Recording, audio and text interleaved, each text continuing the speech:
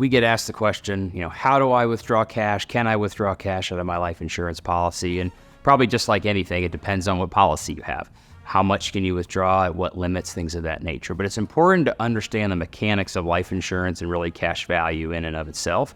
So again, permanent insurance has got cash value associated with it. That cash value really inherently is designed to help levelize the premiums throughout the life of the policy. As you can imagine, when you're younger, your risk of dying is far less than when you're 85 or 90.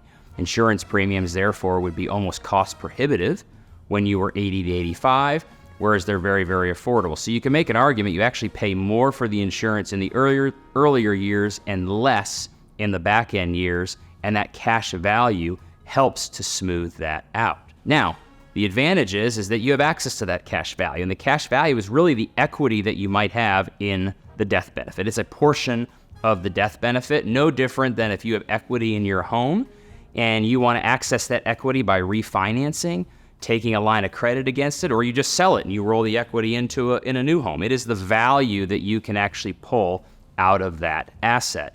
And you can access it in a variety of different ways. You can actually withdraw it, or you can loan against it. And I think it sounds counterintuitive to loan money to yourself, but when you do that, in certain policies, when I loan it, I'm actually taking a lien against the death benefit. Insurance company knows you're either going to pay me back during your lifetime, or I'm going to get paid at death. In other words, if I take $100 out of my policy, the death benefit's going to drop by 100 or whatever number. Again, I take 1,000, I take 10,000, I take 100,000 out. It's going to reduce the death benefit by that amount. There's a cost of capital for that. The insurance company actually charges you an interest rate.